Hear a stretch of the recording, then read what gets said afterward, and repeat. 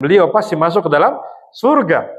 Tapi beliau khawatir nanti di akhirat itu ada yang minta tanggung jawab masalah harta sama darah.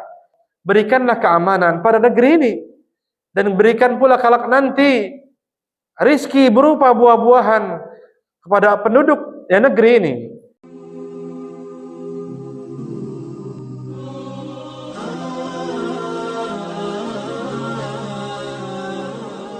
Assalamualaikum warahmatullahi wabarakatuh. Innal hamdalillah nahmaduhu wa nasta'inuhu wa nastaghfiruh wa na'udzu billahi min shururi anfusina wa min sayyiati a'malina. May yahdihillahu fala mudilla lahu wa may yudlil fala hadiya lahu. Asyhadu an la ilaha illallah wahdahu la syarika lahu wa asyhadu anna nabiyyana Muhammadan 'abduhu wa rasuluhu la nabiyya wa la rasula ba'dah. Allahumma salli ala nabiyyina Muhammadin wa ala alihi wa sahbihi wa man walah. Ya ayyuhalladzina amanu taqullaha haqqa tuqatih wa la tamutunna illa wa antum muslimun. Amma ba'du, fa inna ahsanal kalami kalamullah wa khairal hadi hadi Muhammadin sallallahu alaihi wasallam. Wa syarrul umuri muhdatsatuha fa inna kulla muhdatsatin bid'ah wa kulla bid'atin dhalalah wa kulla dhalalatin finnar. Alhamdulillahirabbil alamin. Pertama-tama yang paling utama, marilah senantiasa kita panjatkan puji syukur kita kepada Allah Azza wa Jalla telah memberikan nikmat yang sangat begitu luar biasa kepada kita. Alhamdulillah atas nikmat yang Allah berikan kepada kita. Pada pagi hari ini kembali kita bisa merasakan nikmatnya kehidupan.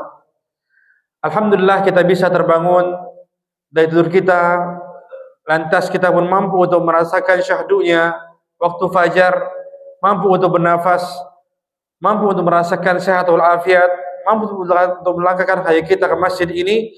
Ini merupakan nikmat yang besar ya Allah Rabbuna berikan kepada kita, sehingga wajib kita bersyukur kepadanya atas kenikmat yang Allah berikan. Demikian pula tidak hanya sebatas nikmat ini yang kita rasakan adalah nikmat duniawiyah, tapi pula adalah nikmat ukhrawiyah. Dengan nikmat yang Allah berikan kepada kita di pagi hari ini, Allah Subhanahu wa taala menggerakkan hati kita bersama untuk beribadah kepadanya, mendulang pahala sebanyak-banyaknya. Demikian pula meraih keberkahan dan mendapatkan maghfirah atau ampunan dosa dari Allah Subhanahu wa taala. Yaitu alhamdulillahirabbil alamin, kita bisa datang ke masjid ini mengerjakan kewajiban kita, itu salat subuh secara berjamaah, kemudian dilanjutkan dengan pengajian rutin insyaallah taala yang bertemakan masalah akidah yang perlu diketahui oleh setiap orang muslim. Dan semoga Allah Rabbuna senantiasa berikan kepada kita nikmat sehat walafiat, dijauhkan dari segala macam penyakit, virus, keburukan dan lain sebagainya, diberikan keberkahan dalam hidup, diistiqomahkan dalam beribadah, hingga akhirnya kita menjadi insan yang bahagia dunia maupun di akhirat. Amin amin ya rabbal alamin. Kita pun tidak pernah melupakan doa semoga Allah Azza wa Jalla senantiasa berikan kepada kita hidayah.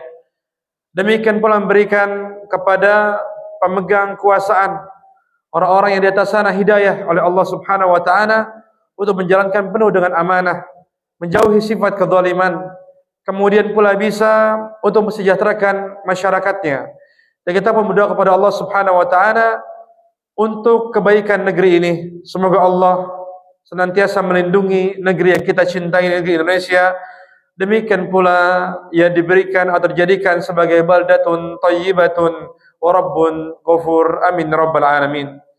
Setelah mengucapkan atana atau pujian kepada Allah Subhanahu wa taala, tidak pernah kita lupakan salawat iring salam tetap tercurahkan kepada Nabi kita yang mulia, Nabi Muhammad sallallahu alaihi wasallam beserta para keluarganya, para sahabatnya, serta para pengikut sunnahnya hingga akhir zaman.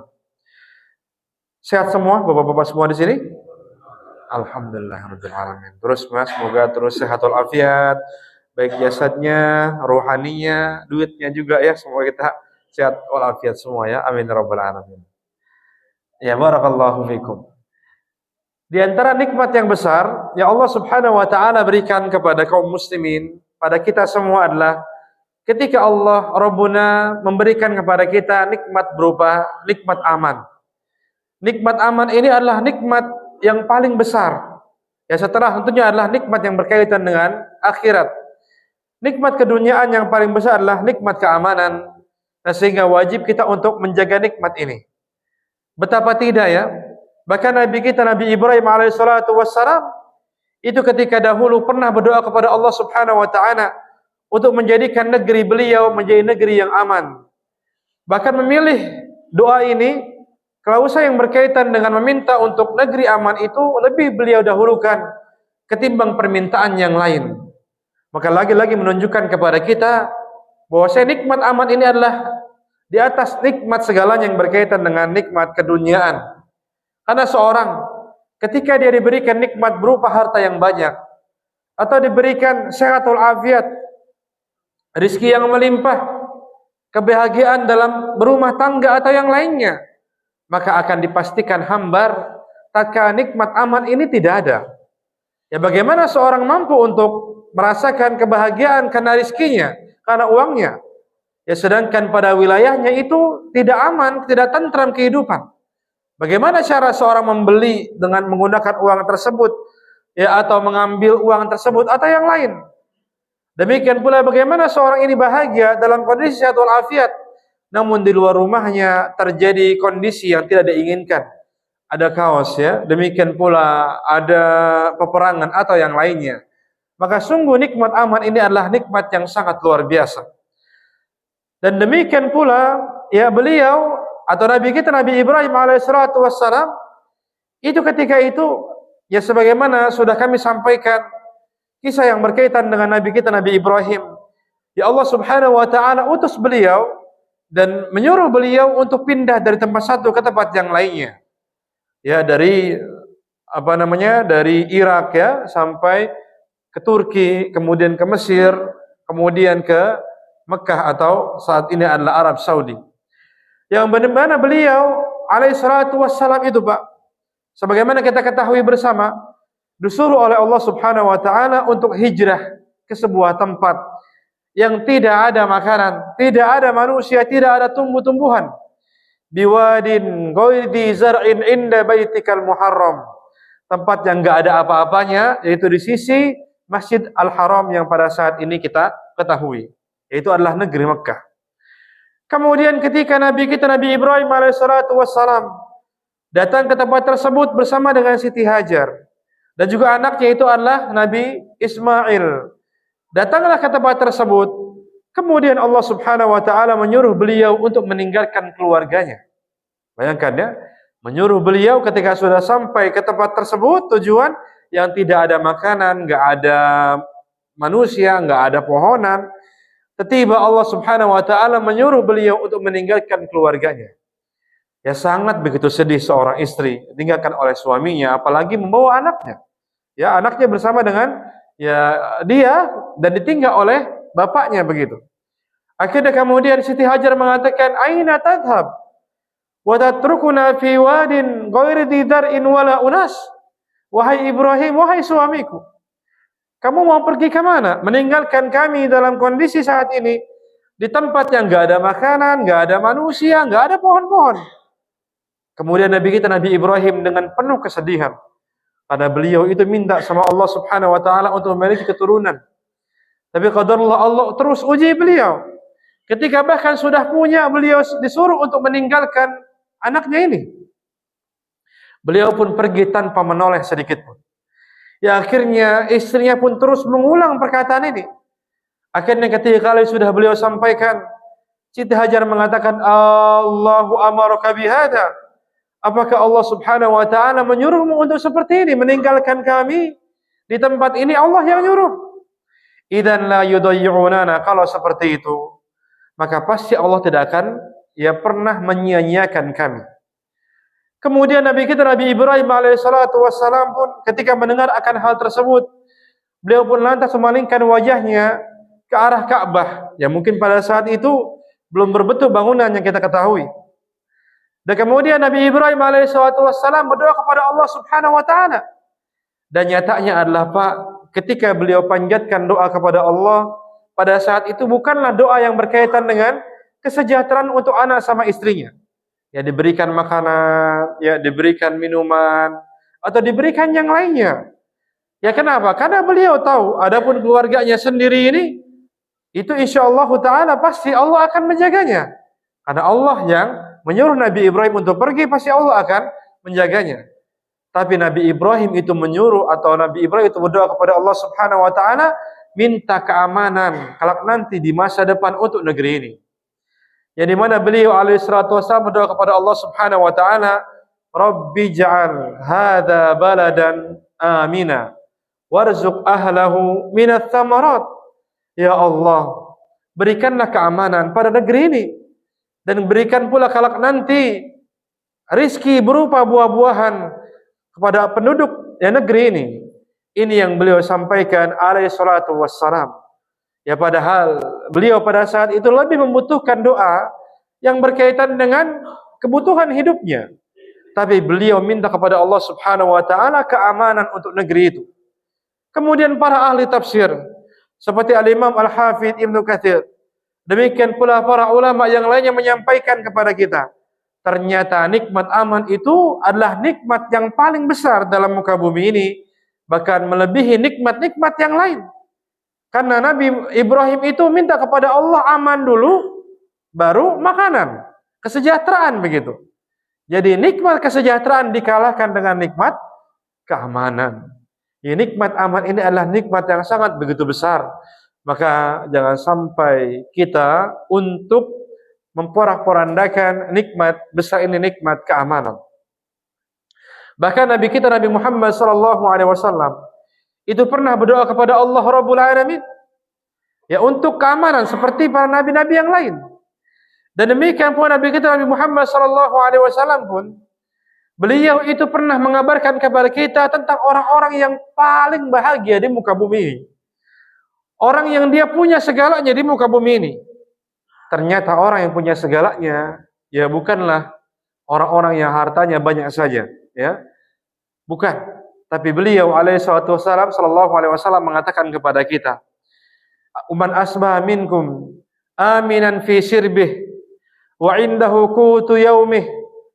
Yang dimana beliau mengatakan siapa di pagi harinya merasa nikmat aman di tempat tinggalnya, kemudian punya makanan yang dia bisa makan pada hari itu, demikian wa mu'afan fi jasadih, dan dia pun merasa sehat pada jasadnya di hari itu, faka'annama hizat lahud dunya, maka seakan-akan dia sedang menggenggam keduniaan. Ini kata Nabi kita Nabi Muhammad SAW. Jadi kalau seorang yang dia itu punya harta banyak tapi nyatanya enggak aman, maka dia tidak akan pernah merasakan ya keberkahan ya dalam nikmat itu, karena penuh dengan kekhawatiran dan lain sebagainya. Ya, maka inilah mengapa nikmat aman itu di atas segalanya yang berkaitan dengan nikmat keduniaan. Ya, sama dengan ya saudara-saudara kaum muslimin di Palestina, demikian pula yang lainnya. Mereka sangat begitu butuh akan nikmat keamanan ketimbang nikmat yang lainnya. Maka lagi-lagi menunjukkan kepada kita tentang penjagaan nikmat aman ini ya harus kita lakukan sebagai ya seorang atau sebagai penduduk negeri yang kita cintai ini, yaitu negeri Indonesia. Kita harus menjaga nikmat ini. Ya, kita harus menjaga nikmat yang Allah titipkan kepada kita, maka jangan sampai kita sia-siakan. Ya sebagaimana ini pun bagian dari kajian yang dahulu sudah kami sampaikan tentang sikap kita yang berkaitan dengan ya fitnah atau kesulitan yang mungkin kita rasakan pada saat-saat ini. Ya pada pertemuan kemarin sudah kami sampaikan ya tentang rentetan-rentetan yang berkaitan dengan kesulitan hidup mungkin barangkali yang qadarullah naik pajak di mana-mana ya. Kemudian pula ya banyak sekali hal-hal yang mungkin memberatkan diri kita. Nah, bagaimanakah sikap kita untuk bisa menghadapi ini? Dan selanjutnya qadarullah sebagaimana kita ketahui di hari-hari yang kemarin ya, atau mungkin bisa jadi bisa berlangsung pada saat ini, maka sebagian masyarakat keluar rumah ya, kemudian melakukan demonstrasi, kemudian ditunggangi dengan para orang-orang tokoh intelektual yang entah siapa, ya provokator, hingga akhirnya banyak penjarahan, yang mengambil harta orang lain, yang melakukan pengerusakan atau yang lainnya, yang CCTV tersebar mengungkapkan tentang mereka itu. Maka ini lagi-lagi kembali kita harus berbenah, kembali kita harus perbaiki karena memang keamanan ini adalah kewajiban kita bersama untuk menjaganya. Dan ayuhal mu'minun rahimani wa rahimakumullah, kesulitan hidup tidak hanya sebatas pada hari ini. Karena memang dari zaman dahulu pun kesulitan hidup itu sudah ada. Pasti, pasti. Dan di zaman Nabi SAW yang masyarakatnya pada saat itu sejahtera, yang dimana Nabi itu ketika beliau ini datang ke Madinah, kemudian melakukan tindakan-tindakan yang mengakibatkan kesejahteraan, semacam melakukan tindakan al-mu'akhah atau menjadikan muhajirin sama ansar itu bersaudara begitu. Kemudian pula membentuk pasar dan lain sebagainya, perekonomian umat, ada baitul mal dan lain sebagainya. Maka betapa indah di zaman Nabi kita Nabi Muhammad SAW. Dan meskipun begitu Nabi kita Nabi Muhammad SAW itu pernah Pak, sebulan rumahnya nggak ngabul. Nggak ngabul artinya bukan kebakaran, bukan tapi nggak ada yang bisa dimasak. Kalau kan di zaman dulu belum ada kompor gas. Pakai api untuk menyalakan, pakai kayu bakar untuk menyalakan api untuk memasak. Dan kata ibunda kita, Ibunda Aisyah mengatakan sebulan tuh tidak ada yang bisa dikonsumsi kecuali hanya kurma dan lain sebagainya. Bahkan demikian Nabi kita Nabi Muhammad SAW itu Pak, yang dimana beliau itu antipati sangat tidak mau sahabat itu banyak hutangnya, tidak mau. Dan bahkan beliau tidak mau untuk mensolatkan sahabat ini kalau dia punya hutang. Jadi ketika ada sahabat yang meninggal dunia kemudian ingin disolatkan, Nabi nanya, ini orang punya hutang enggak? Ada ya Rasulullah. Ya udah, silakan disolatkan. Tapi saya enggak ikut begitu. Ini menunjukkan Nabi mendidik kita untuk tidak banyak hutang. Ya walaupun memang beliau memilih untuk hidup dan tidak mau menyulitkan orang lain. Dan di penghujung kehidupannya beliau sempat untuk menggadaikan baju besinya. Demi mendapatkan gandum dari orang-orang Yahudi. Dan sampai beliau meninggal dunia Pak, baju tersebut masih di tangan orang Yahudi, belum tertebus. Nah ini menunjukkan kepada kita bagaimana, ini menunjukkan tentang kesederhanaan beliau SAW, kesederhanaan beliau dalam menjalani kehidupan. Padahal kalau beliau minta kepada para sahabat Nabi SAW, kepada Ubay bin Ka'ab, kepada Abu Hurairah, atau kepada Abu Bakar As-Siddiq, Utsman bin Affan, pasti dikasih. Tapi beliau sifatnya bukan seperti itu. Ini menunjukkan kepada kita dunia itu nggak ada apa-apanya begitu. Bahkan Nabi SAW menyatakan kepada kita dunia ini layaknya sama seperti bangkai seekor kambing, nggak ada apa-apanya dunia ini. Dan bahkan dunia ini bukan didesain untuk kebahagiaan yang hakiki. Karena Allah Subhanahu wa taala mendesain kebahagiaan adalah di akhirat. Jadi dunia ini bahkan Allah Subhanahu wa taala desain adalah tempat ujian untuk kita. Sebagaimana Allah firmankan dalam surat Al-Mulk tentang hal ini, di mana Allah menciptakan kematian, demikian pula kehidupan, liyabluwakum ayyukum ahsanu amala, untuk ujian buat kalian semua, siapa yang paling terbaik dalam beramal. Jadi kalau kita ingin kebahagiaan yang hakiki, maka sungguh kebahagiaan ini adanya di akhirat. Kalau sekarang adalah kebahagiaan hanya bersifat sementara, dan yang kita lebih butuhkan adalah tumaknina atau ketenangan dalam jiwa yang menyebabkan mungkin kebahagiaan yang sementara ini akan datang. Dan demikian pula Nabi SAW pernah didatangi oleh para sahabat tentang kondisi yang membuat mereka susah. Ketika itu mereka para sahabat itu berkata kepada Nabi SAW, "Ya Rasulullah, gula si'ar fil Madinah." Wahai Rasulullah, ini di Madinah ini dalam kondisi sekarang itu harganya meningkat semua, naik semua. Ini bagaimana dengan kami ini? Ya kami kesulitan untuk membeli barang-barang. Karena sekarang kondisinya harga naik semua.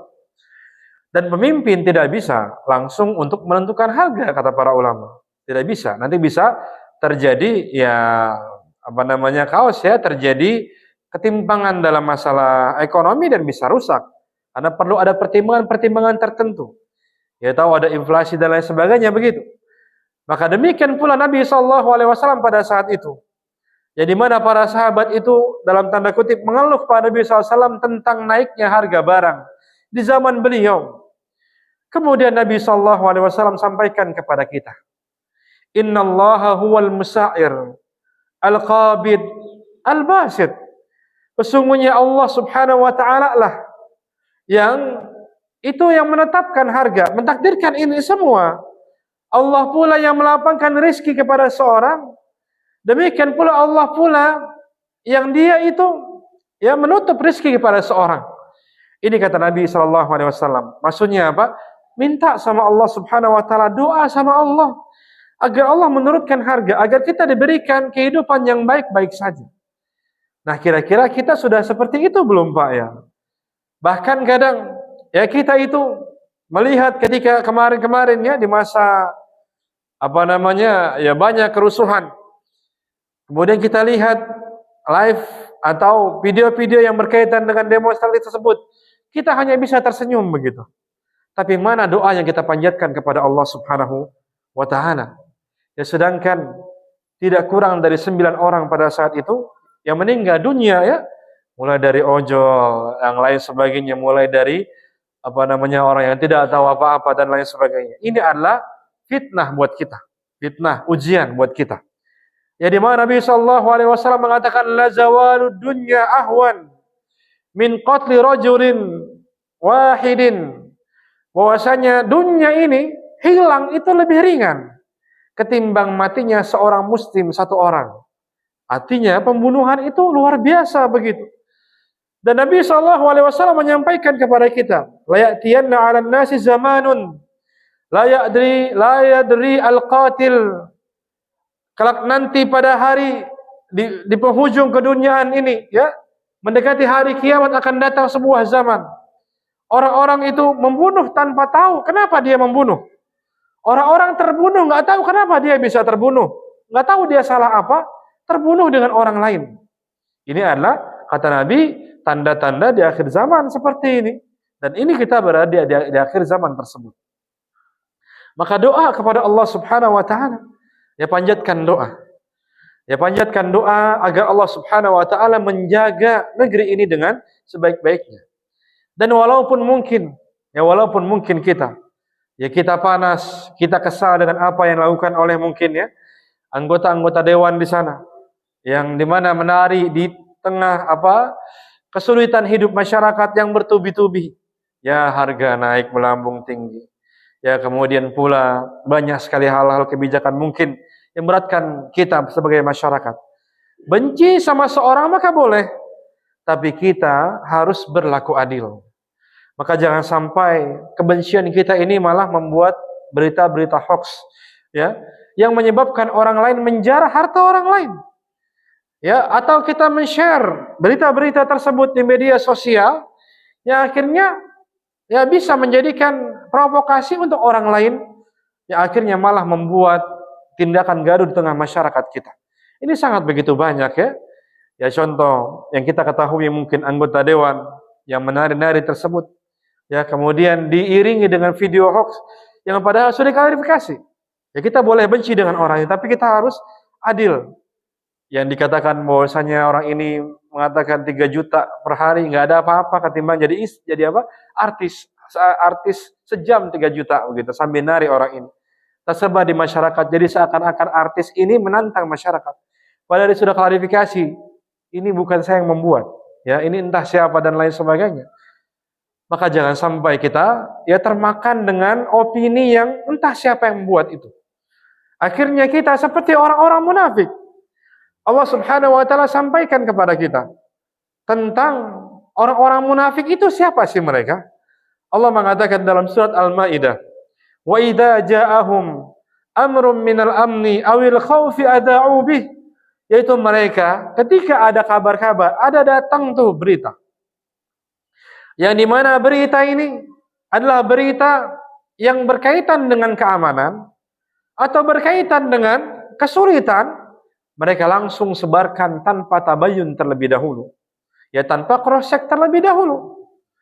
Maka ingat Pak ya, setiap status yang kita buat, setiap video yang kita edit untuk memprovokasi orang lain tanpa dengan ya kebaikan-kebaikan atau ada bukti-bukti yang valid, maka kita tersebut sebagai mendapatkan nasibnya. Yang mendapatkan bagiannya dari dosa yang dilakukan disebabkan provokasi tersebut. Naudzubillah. Ya, jadi perusakan, maka sampai tindakan anarkisme, pembunuhan dan lain sebagainya. Yang nyatanya ada bumbu yang kita lakukan. Ada sulutan api yang kita lakukan walaupun sedikit, menyalakan korek. Ini akan diminta pertanggungjawaban oleh Allah Subhanahu wa taala. Maka jangan. Dan Nabi SAW sampaikan kepada kita fitnah.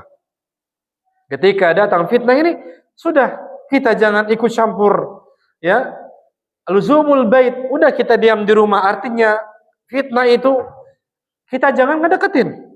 Ya, bahkan fitnah Dajjal aja Pak, itu kita bukan disuruh buat melawan Dajjal, nggak ada. Nabi tidak menyuruh kita untuk melawan, tapi bagaimana? Menjauhi Dajjal, berlindung kepada Allah dari Dajjal. Kenapa? Karena fitnah.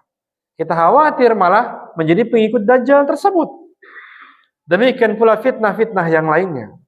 Ya, jadi sehingga seharusnya kita itu berdoa kepada Allah Subhanahu wa taala. Karena ya mungkin pada saat ini ya orang-orang yang demonstrasi tersebut atau yang lain yang menganggap bahwa saya ketika sudah ada penggulingan presiden diganti lagi atau yang lain ini baik untuk mereka ya. Ya padahal sudah kita ketahui bersama. Maka jangan sampai terjadi tragedi tahun 98 ya, harus di mana-mana pemerkosaan orang-orang ya cindo atau pengambilan penjarahan dan lain sebagainya. Kemudian penggulingan presiden pada saat itu. Kemudian bagaimana? Apakah lebih baik? Ternyata belum tentu juga. Dibuktikan di mana Pak? Ada di truk tuh, ya kan? Di truk tempel stiker penak zaman kuto gitu ya, apa tulisannya gimana tuh ya? Sampai begini beliau rahimahullah ya, presiden kita. Nah ini belum tentu baik. Nah sehingga lagi-lagi kita jaga keamanan ini, negeri kita ini ya. Yaitu bagaimana caranya? Ya, dengan kita terus berdoa kepada Allah Subhanahu wa taala. Ya, dengan terus kita berdoa kepada Allah Rabbul Alamin agar Allah menjaga negeri ini. Karena memang ya hal-hal keluar rumah, demonstrasi kemarin atau demonstrasi apapun itu rentan ditunggangi oleh pihak-pihak yang memang ingin membuat kerusuhan. Membakar ini, membakar itu padahal bukan dari demonstran, itu dari orang lain. Akhirnya jadilah apa yang terjadi. Ya, banyak pembunuhan ya dan lain sebagainya. Ya, dan ini terlarang sekali dalam syariat agama kita. Nah, sehingga ya wajib kita untuk menjaga baik-baik. Dan juga Nabi kita Nabi Muhammad SAW sudah mengabarkan kepada kita bahkan tentang sikap kita ketika terjadi fitnah yang berkaitan dengan pemerintahan. Ingat Pak ya, bahwasanya kita ini akidah Ahlussunnah wal Jamaah tidaklah seperti akidahnya orang-orang Khawarij yang gampang mengkafirkan pemerintah. Bukan pula kita sebagai orang-orang namanya Murji'ah, sebagai penjilat penguasa. Jadi apapun yang dikatakan penguasa mau benar mau salah kita setujuin. Enggak juga. Kita Ahlussunnah wal Jamaah tidak buta dengan kebenaran, kebaikan sama kedzaliman, tidak. Ya kita pun sadar ini kedzaliman, kita harus hilangkan. Tapi dengan cara yang baik. Kita bukan menjadi orang-orang sebagai bazar segala apapun dilakukan oleh pemerintah. Mau baik apalagi mungkin buruk kita dukung, tidak. Ya, kita tidak seperti itu. Kita bisa nasihati pemerintah atau juga mengabarkan kepada masyarakat tentang keharaman-keharaman yang terjadi. Ya, yang dimana ini bagian dari misalkan keputusan pemerintah. Dan para ulama-ulama kita lakukan ini. Semacam sebuah daerah melegalkan miras. Kemudian mereka ini mengabarkan kepada masyarakat, ya jangan sampai ini terjadi. Ya, miras ini adalah haram dan lain sebagainya. Yang dia menjual, yang dia bawa, yang dia itu ikut serta dalam apa pelegalannya, maka semuanya dosanya sama. Dijelaskan kepada masyarakat sesuai dengan kemampuannya, sesuai dengan dia ini bidangnya apa begitu. Demikian pula para ulama-ulama kita ya di Indonesia, para ustaz-ustaz, para kiai dan lain sebagainya menjelaskan tentang riba, ya tentang apa namanya doriba, tentang pajak atau yang lainnya. Dijelaskan. Tidak ada ya kita alhamdulillah ya yang memang benar-benar dianggap sebagai orang-orang sebagai penjilat dan dikatakan semua yang dilakukan Allah benar adalah benar, tidak.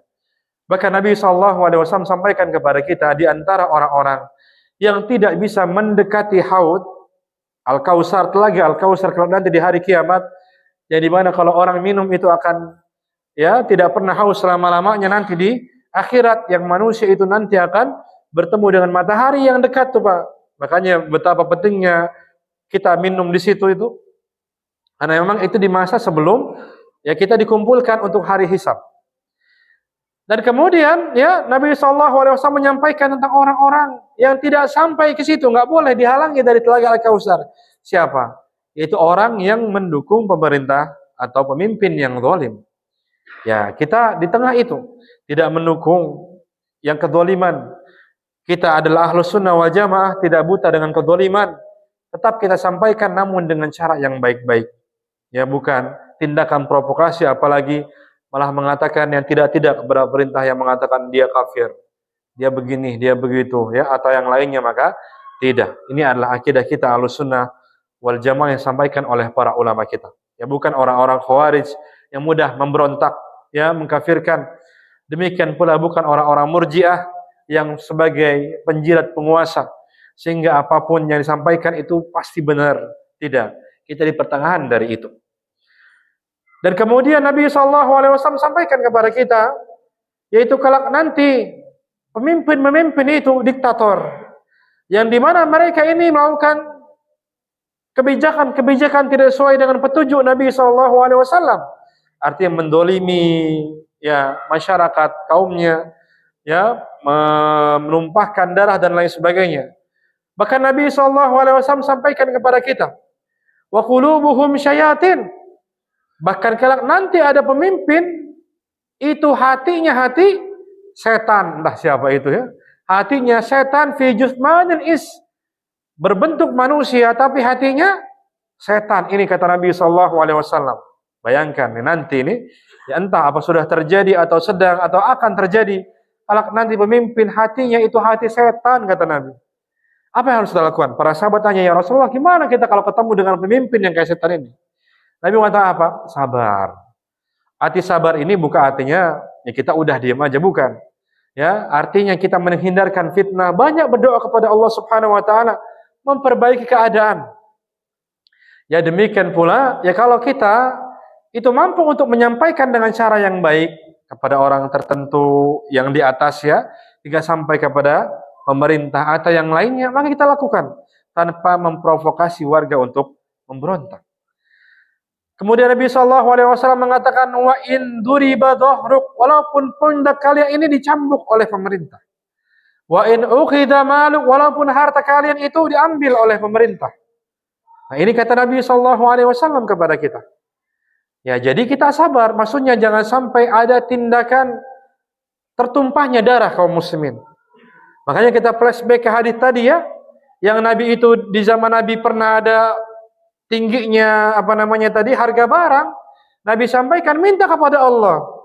Kemudian beliau mengatakan, wa inni la arju, sungguh aku itu ingin ketika bertemu dengan Allah Subhanahu wa taala kelak, tidak ada satupun dari kalian minta kepada diriku pertanggungjawaban yang berkaitan dengan harta, demikian pula yang berkaitan dengan darah. Ini Nabi mengatakan demikian. Ini Nabi Muhammad yang luar biasa tentunya, ya, dan beliau pasti masuk ke dalam surga. Tapi beliau khawatir nanti di akhirat itu ada yang minta tanggung jawab masalah harta sama darah. Maksudnya apa di sini? Nabi khawatir kalau kalian nggak sabar ketika zaman dahulu ya, harga itu tinggi, kalian salah jalan, ada orang yang terbunuh. Tanggung jawab kalian ini nanti di akhirat. Dan maka ini menjadi tanggung jawab Nabi. Nabi ada pada saat itu. Atau ada harta orang yang terambil dengan zalim. Ini tanggung jawabnya besar ini. Dan Nabi menyampaikan khawatir akan hal tersebut. Sehingga sabar. Minta sama Allah subhanahu wa ta'ala. Dan Allah akan memperbaiki semua keadaan. Ya, jadi kita jangan sampai untuk keduniaan yang nggak ada seberapa ini, malah kita berdampak besar nanti di akhirat. Na'udzubillah tsumma na'udzubillahi min dzalika. Dan juga ikhwah fillah rahimani wa rahimakumullah kaum muslimin, rahimani wa rahimakumullah. Kita juga sudah tahu ya bagaimana apa yang terjadi kepada Utsman bin Affan, ya sahabat Nabi sallallahu alaihi wasallam, yang di mana di provokatornya itu berhasil tidak hanya sebatas menggulingkan Utsman bin Affan, tapi pula ya membunuh Utsman bin Affan dengan menggunakan tangan orang-orang yang lain. Ini terjadi, ini sebuah pelajaran banget buat kita. Masa lalu itu kita ambil pelajaran. Ya jangan sampai terjadi di masa depan, ya sampai saat ini. Dan betapa para sahabat itu luar biasa mereka, ya di mana mereka ini tidak mau terjadinya pertumpahan darah di antara kaum muslimin. Ya, yang demikian pula apa yang dirasakan oleh Utsman bin Affan. Jadi mana Utsman bin Affan Pak tersebut sebagai ya khalifah ar-rasyidin, yaitu adalah khalifah yang Allah tunjukkan jalannya. Yang diberikan hidayah oleh Allah Subhanahu wa taala. Berkuasa kalau tidak salah itu selama 12 tahun ya. 24 ya sampai 35. 24 berapa tahun tuh ya? Ya itu sekitar segitulah ya. 11 12. 24 sampai 35 tahun. Kepenguasaan beliau radhiyallahu taala anhu, yang dimana kesolehan beliau tidak pernah kita lakukan. Bahkan beliau adalah menantu Nabi sallallahu alaihi wasallam, Dzun-Nurain. Bahkan beliau pernah menikah dengan kedua dari anak Nabi. Siapa itu? Ummu Kalsum sama Ruqayyah, ya, turun ranjang ya ketika salah satu wafat digantikan dengan yang lain. Dan Utsman bin Affan jasanya luar biasa. Ya para sahabat itu berderma dengan hartanya seberapa, Utsman semua hartanya dihabiskan untuk dakwah. Dan bahkan beliau pun membeli sumur Pak ya, di zaman Nabi sumurnya orang Yahudi yang dinikmati sampai saat ini itu rekeningnya atas Utsman bin Affan ada sampai saat ini. Betapa luar biasa. Dan juga mushaf yang ada di tangan kita ini juga jasa dari Utsman bin Affan. Karena pada saat itu beliau berhasil menggabungkan mushaf dari orang-orang yang banyak, menjadikan jadi satu tersebut sebagai mushaf al-iman, ya al-imam. Kemudian mushaf-mushaf yang lain dibakar. Maksudnya apa? Karena khawatir nanti akan tercampur, tidak jelas mana mushaf yang benar. Dibakar oleh pemerintahan beliau pada saat itu. Dan banyak sekali jasanya. Kaum muslimin berhasil yang menyebarkan Islam ke seantero dunia ini zaman Utsman bin Affan. Dan kehidupan pada saat itu adalah kehidupan yang baik-baik saja ya. Dari tahun 24 itu ya 5 tahun lah ya, 5 tahun ketika beliau ini ya sampai mungkin tahun 30 Hijriah tidak ada apa-apa yang berarti gitu ya. Hanya sebatas untuk lebarkan daerah penguasaan kaum muslimin dan juga yang lainnya. Cuma qadarullah. Ya, di antara ijtihadnya Utsman bin Affan, Pak, yaitu adalah beliau itu meletakkan di strategi yang positif itu atau strategi jabatan yang strategis itu dari baninya sendiri, ya dari bani sendiri. Dari keluarga beliau sendiri, ini ijtihadnya. Ini bukan kekurangan beliau, tapi ini ijtihad beliau yang dimana beliau itu menganggap untuk kredibilitas dari keluarganya untuk menjadi pemimpin di sebuah daerah-daerah. Contohnya adalah Muawiyah bin Abi Sufyan di Kufah ya. Kemudian pula ya para saudara-saudara beliau yang lain menjadi gubernur. Bahkan di Mesir ketika itu adalah gubernurnya Amr bin As. Kemudian disampaikan oleh Ibnu Katsir ya, orang-orang Mesir itu enggak nyaman dengan Amr bin As karena keteguhan beliau. Kemudian membuat provokasi ya. Akhirnya Utsman bin Affan pun mencopot Amr bin As ini digantikan dengan Abdullah bin Sa'ad kalau tidak salah, seorang saudara susunya dari Utsman bin Affan. Jadi saudaranya lagi nih beberapa. Ini bukan nepotisme. Ini adalah kebijakan beliau ya radhiyallahu taala anhu, kebijakan beliau. Kemudian ini pun adalah terjadi karena memang polemik di sebuah daerah seperti di Mesir. Akhirnya beliau pun ganti dengan saudaranya ya yang untuk memimpin tersebut. Dan tidak ada masalah sama sekali. Bertahun berjalan sampai datangnya orang Yahudi, Pak, namanya adalah Abdullah bin Saba. Ini adalah nenek moyangnya dari orang-orang Syiah, ya, Abdullah bin Saba, kemudian menjadi orang munafik ya di zaman Utsman bin Affan. Kemudian beliau pun itu ya keluar ke Kufah untuk memprovokasi warga. Di Kufah tidak diterima, diusir. Kemudian pergi lagi ke Damaskus, diusir lagi. Sampai ke Mesir, akhirnya diterima oleh orang-orang Mesir, mengajarkan bahwasanya ini harusnya yang menjadi khalifah itu Ali. Bukan Abu Bakar, bukan Umar, bukan Utsman. Diprovokasi lagi. Ya harusnya ini gubernur ini bukan saudaranya. Dan juga yang lainnya. Ini Utsman sudah zalim dan lain sebagainya.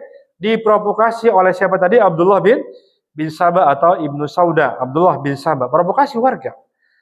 Warga yang pada saat itu memang sekte Khawarij, ya, yang mudah mengkafirkan pemimpin itu sudah mulai bangkit. Ada warga yang kebanyakan nggak tahu apa-apa, Pak. Terprovokasi dengan tindakannya ya Abdullah bin Saba ini.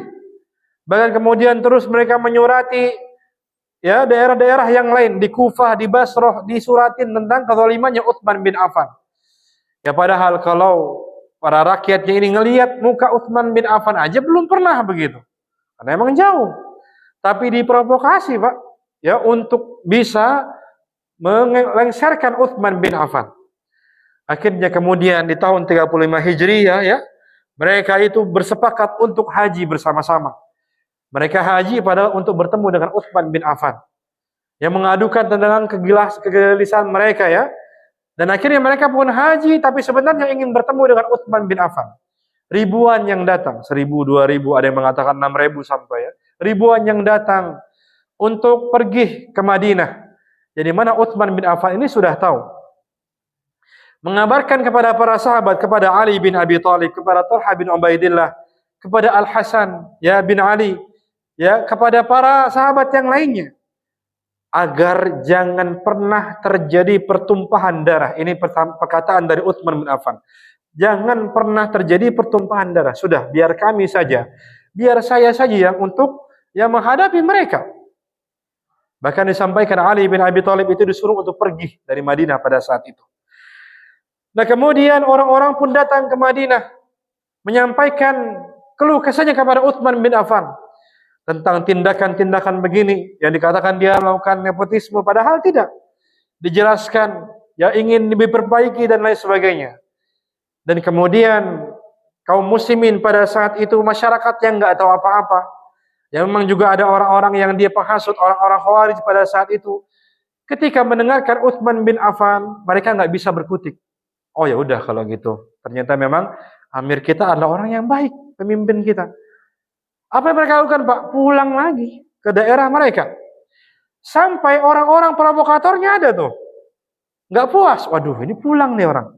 Gimana nih kita? Ya kita pingin terjadi ya kaos di tengah kaum muslimin. Mereka akhirnya apa? Tidak kalah cara. Membuat surat palsu. Surat palsu dibubuhi dengan tanda tangan cap ya Utsman bin Affan, padahal palsu. Disebarkan di tengah mereka yang sudah pulang, ingin pulang ke daerah masing-masing. Disampaikan, nih ada surat dari Utsman bin Affan untuk gubernur-gubernurnya. Tapi sudah kami ambil. Isinya apa? Jangan biarkan orang-orang yang dari Madinah ini pulang sampai semuanya dibunuh. Ini gimana orang tidak terprovokasi, Pak? Ya, jadi kita nih kalau pulang mati semua kita. Dikatakan dari Utsman bin Affan, padahal Utsman tidak tahu apa-apa. Jangankan bunuh rakyatnya tadi, ya. Beliau pun menyuruh para sahabat untuk diam, jangan pernah ngebela, karena khawatir ada pertumpahan darah. Nah ini apalagi ngebunuh orang banyak. Akhirnya orang-orang tersulut lagi emosinya, datang ke Utsman bin Affan, datang kembali. Terjadilah yang apa yang sudah kita ketahui, ya, pengepungan. Para demonstran itu mengepung rumah Utsman bin Affan selama 40 hari. Dan Utsman bin Affan disuruh untuk turun. Tapi beliau radhiyallahu taala anhu itu memegang teguh janji Nabi sallallahu alaihi wasallam. Yang di mana Nabi SAW pernah berkata kepada Utsman, la yanziyannaka an-nas, ya bahwasanya manusia akan membuka bajumu. Ya, alladzi yaqammasakallah, ya Allah berikan baju ini untuk kamu. Utsman bin Affan sadar, maksudnya adalah Allah akan menitipkan pada dia kekuasaan. Dan orang-orang akan minta itu untuk dicabut, tapi kata Nabi itu tolong jaga, jangan sampai tercabut. Utsman bin Affan mempertahankan sabda Nabi SAW. 40 hari Pak, awalnya boleh untuk sholat berjamaah, itu imam, Masya Allah. Kemudian selanjutnya nggak boleh lagi. Ya karena khawatir kabur, kemudian berdunding dengan para sahabat dan lain sebagainya. Walaupun Utsman bin Affan menyampaikan kepada para sahabat, tidak perlu untuk dibantu ya. Kalau bantu, tolong minta air aja. Minta air, minta makanan, karena nggak bisa keluar kemana-mana. Dan ternyata kemudian, para demonstrasi itu diprovokasi, ya agar Utsman itu jangan mengerjakan sholat berjamaah. Bayangkan, Masya Allah. Ini seorang pemimpin, nggak boleh datang ke masjid ya yang dia pimpin pada saat itu di Masjid Nabawi ya, nggak boleh. Tidak hanya itu ya, tidak boleh dari para sahabat yang terkemuka ini bawa air ngasih ke Utsman bin Affan, nggak boleh, Masya Allah. Bahkan disampaikan Ummu Habibah. Ummu Habibah itu diantara keluarga ya dari sukunya, klannya dari suku Utsman bin Affan. Ummu Habibah itu siapa? Dia adalah istri Nabi SAW, istri Nabi itu. Dan bawa air Pak, dengan bigolnya ya, dengan kudanya itu ngasih air ke Utsman bin Affan. Sempat-sempatnya pelananya itu ditarik, ya itunya apa namanya talinya itu diputuskan, sampai hampir terjatuh. Ini istri Nabi SAW. Kemudian menyampaikan ya, sesungguhnya kalian melakukan ya bahkan orang kafir pun tidak pernah melakukan seperti ini. Membiarkan tahanannya nggak bisa dikasih air minum. Air orang kafir sendiri nggak pernah seperti ini. Karena orang muslim seperti ini. Dan ternyata terus terprovokator dan lain sebagainya. Ada sahabat yang mengatakan, ada orang yang demonstran itu yang mengatakan, ya ternyata amir kita amir yang bagus, amir yang baik, amir yang sabar.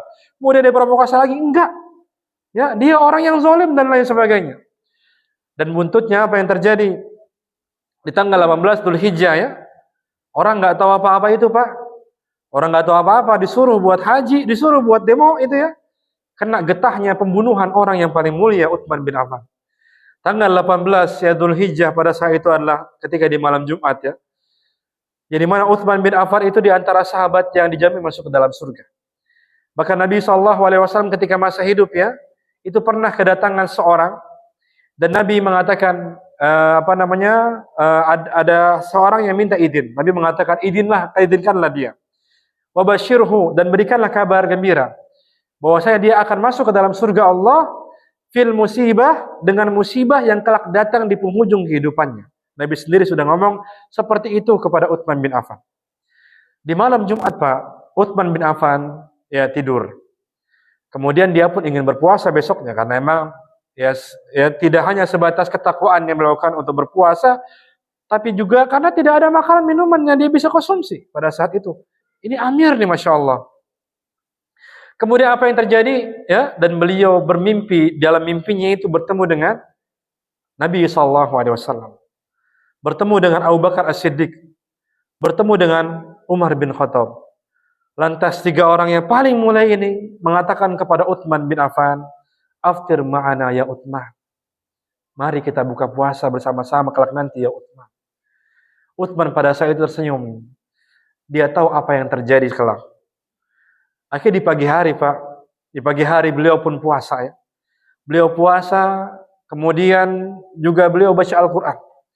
Kemudian orang di luar sana yang ribuan nungguin itu 40 malam ya, 40 hari nungguin itu, ngepung rumahnya Utsman, udah mulai ketakutan. Karena tadi Ummu Habibah udah jatuhin. Para sahabat dilarang buat ngasih air, dikhawatirkan kita diserang dari luar nih, oleh sahabat-sahabat Nabi yang lainnya. Udah kita langsung aja masuk ke dalam rumah Utsman bin Affan. Akhirnya di hari Jumat, ketika itu Utsman bin Affan sedang berpuasa, sedang baca Al-Quran. Kemudian datanglah orang-orang yang banyak, entah siapa itu ya. Ya memang ada beberapa orang yang dihukum kematian Utsman bin Affan, tapi karena orangnya banyak pada saat itu, masuk ke dalam rumah, apa yang mereka lakukan itu? Tidak kurang dari 8 tusukan diterima oleh Utsman bin Affan. Lehernya ya digorok ya, bahkan sampai darahnya menetes ke mushaf, mushafnya jatuh, kemudian darahnya menetes ke mushaf. Sedangkan beliau dalam kondisi baca Al-Quran pada saat itu. Masya Allah. Ya di mana firman Allah yang terakhir beliau baca adalah fasayakfikahumullah wa huwas samiul alim. Allah sudah berikan kecukupan untukmu. Allah Maha mendengar, demikian pula Allah Maha tahu. Kecukupan buat Utsman bin Affan, hidupnya sudah cukup. Kecukupan untuk orang-orang yang semua itu yang terprovokasi. Maka cukuplah ini bagi menjadi ya dosa besar untuk mereka karena nanti mereka akan tanggung di akhirat. Nauzubillahi min dzalika. Dan ini yang terjadi ayyuhal mu'minun wal mu'minat rahimani wa rahimakumullah. Maka jangan sampai terjadi seperti ini. Ya. Sehingga ya kita khawatir terkena provokasi, layaknya adalah terjadi di zaman Utsman bin Affan. Jadi walhasil adalah pada saat ini kita harus jaga keamanan. Ya, dan kita harus banyak berdoa kepada Allah Rabbul Alamin, tidak hanya sebatas kita minta ya agar Allah Subhanahu wa taala memberikan keamanan untuk negeri ini. Doa kepada Allah agar pemimpin kita diberikan hidayah untuk menetapkan kebijakan-kebijakan yang tidak membebani masyarakat. Berikan hidayah untuk tidak bermewah-mewahan ya di atas orang-orang miskin rakyatnya itu. Dan diberikan hidayah, dimudahkan untuk mendapatkan hidayah, diperbaiki mindsetnya dan lain sebagainya. Kita doakan itu semua. Demikian pula kita pun harus berbenah. Karena apa? Wa kadzalika nuwalli ba'dadh dhalimina ba'dha bima kanu yaksibun. Dan demikianlah kami jadikan pemimpin zalim itu untuk orang zalim sendiri karena kedzaliman yang mereka lakukan. Artinya apa? Maka bisa jadi pemimpin adalah cermin dari rakyatnya. Betapa banyak orang yang mengatakan ketika demo atau yang lain, ya ini koruptor, dia makan harta rakyat, dia sendiri menjarah rumah rakyat, dia sendiri yang membuat kerusakan dan lain sebagainya. Maka bedanya apa? Bedanya hanya skupnya saja. Ya padahal harta orang lain tidak boleh kita ambil. Maka Nabi saja ketika perang itu nggak boleh ngapain Pak? Ya nggak boleh memerangi wanita, nggak boleh menghancurkan gereja, nggak boleh ya menghancurkan pohon-pohonan. Nah, ini ajaran siapa ini? Ya membunuh orang, mengambil harta atau yang lain, ya membakar sehingga akhirnya gedung akhirnya nggak bisa keluar orang atau yang lain. Ya tentu ini adalah provokator. Kita katakan adalah provokator. Maka kita jauhilah fitnah-fitnah ini di musim fitnah yang banyak khawatir kita terkena akan fitnah tersebut. Wallahu ta'ala a'lam wa alam. Ini mungkin yang kami sampaikan pada hari ini. Ya mohon maaf kalau memang kebanyakan yang kami sampaikan ada kesalahan yang kami sampaikan. Dan semoga apa yang kami sampaikan ini menjadi ilmu yang bermanfaat untuk kita semua. Ini mungkin yang kami sampaikan. Barangkali udah mau suruk ya, sudah kelewat. Kami kembalikan kepada moderator. Silahkan mungkin ingin ditanya atau ditutup. Barakallahu fikum.